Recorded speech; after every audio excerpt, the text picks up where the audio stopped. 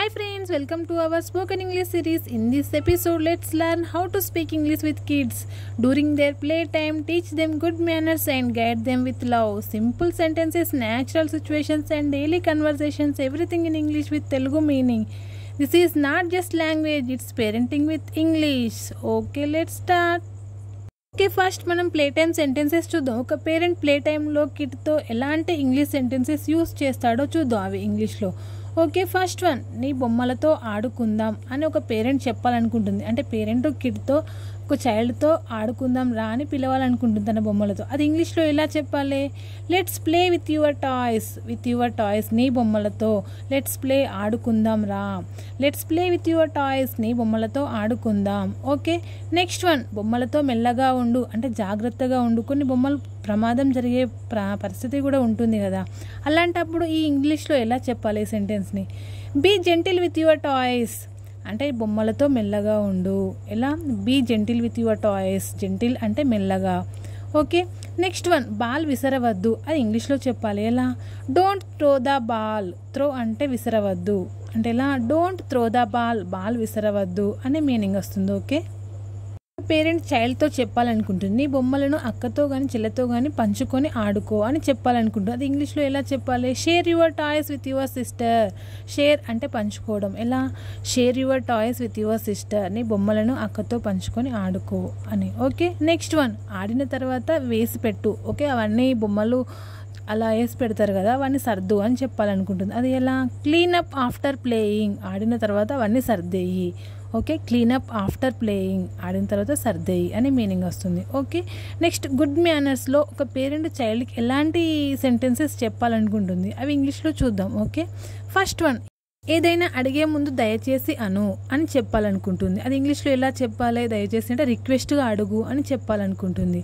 అది ఇంగ్లీష్లో చూద్దాం. Say please when you ask something అంటే నువ్వు ఏదైనా ఒకరిని అడిగే ముందు రిక్వెస్ట్గా అడుగు. ప్లీజ్ అనేది యాడ్ చెయ్యు. సే ప్లీజ్ అని అడుగు. Please give me your pen అని for example. Okay next one, ఏదైనా తీసుకున్నాక థ్యాంక్ యూ అను. ఎవరైనా ఏదైనా ఇస్తే తీసుకొని ఊరుకోకుండా థ్యాంక్ యూ అని చెప్పు, ధన్యవాదాలు అనేగా చెప్పు అని. అది ఎలా చెప్పాలి ఇంగ్లీష్లో? Say thank you when you get something. నువ్వు ఏదైనా తీసుకున్నాక థ్యాంక్ యూ అని చెప్పు. Say thank you when you get something. Okay next one, అరవద్దు మెల్లగా మాట్లాడు అని పేరెంట్ చెప్పాలనుకుంటుంది. ఎలా? Don't shout speak softly. Don't shout అరవద్దు, స్పీక్ సాఫ్ట్లీ మెల్లగా మాట్లాడు. Okay don't shout speak softly అరవద్దు మెల్లగా మాట్లాడు. This is one good manners. Okay next one, లోపలికి వచ్చే ముందు తలుపు తట్టాలి. సడన్గా రాకుండా తలుపు తట్టు అని ఒకటి చెప్పాలనుకుంటుంది. ఒక గుడ్ మేనర్స్లో ఒక సెంటెన్స్ చెప్పాలనుకుంటుంది. అది ఇంగ్లీష్లో ఎలా చెప్పాలి? నాక్ బిఫోర్ ఎంటరింగ్. ఓకే నాక్ బిఫోర్ ఎంటరింగ్ అంటే లోపలికి వచ్చే ముందు తలుపు తట్టాలి. నాక్ అంటే తలుపు తట్టాలి అని మీనింగ్ వస్తుంది. ఓకే నెక్స్ట్, నీ వరుస వచ్చే వరకు వేచి చూడు అంటే నెట్టుకోకుండా నీ టైం వచ్చేసరికి వేచి ఉండు అని చెప్పాలనుకుంటుంది. అది ఎలా? వెయిట్ ఫర్ యువర్ టర్న్ అంటే నీ వరుస వచ్చే వరకు, నీ టైం వచ్చే వరకు వేచి ఉండు. This is one good manners. Okay next, discipline sentences చూద్దాం. ఒక పేరెంట్ ఒక చైల్డ్కి కొంచెం డిసిప్లిన్ నేర్పించాలనుకుంటుంది. అది ఎలానో ఇంగ్లీష్లో చూద్దాం. ఓకే ఫస్ట్ వన్, ఇతరులతో గొడవ పడవద్దు అని పేరెంట్ చెప్పాలనుకుంటుంది. అది ఇంగ్లీష్లో ఎలా చెప్పాలి? Don't fight with others. ఇతరులతో గొడవ పడవద్దు. ఓకే నెక్స్ట్ వన్, ఎవరికైనా హాని చేస్తే సారీ అని చెప్పు. ఏదైనా ప్రమాదం చేస్తే సారీ అని చెప్పాలి అనుకుంటుంది, చెప్పమని చెప్తున్నది. అది ఎలా? Say sorry if you hurt someone. నీవు ఎవరికైనా హాని చేస్తే సారీ అను. ఎలా? Say sorry if you hurt someone. Okay next one, ఎవరైనా మాట్లాడుతున్నప్పుడు విను అంటే విను, దాన్ని వినకుండా అల్లరి చేయకు అని చెప్పాలనుకుంటుంది. అది ఎలా? Listen when someone is talking. మాట్లాడేటప్పుడు విను, వినకుండా చేయకు. ఓకే నెక్స్ట్ వన్, నిబంధనలు పాటించు అని చెప్పాలనుకుంటుంది. Follow the rules. ఎవరైనా రూల్స్ పెడితే వాటిని పాటించు అని చెప్పాలనుకుంటుంది. ఎలా? ఫాలో ద రూల్స్ నిబంధనలు పాటించు. ఓకే నెక్స్ట్ వన్, మంచి వాళ్ళు ఇతరులను కొట్టరు. ఎలా?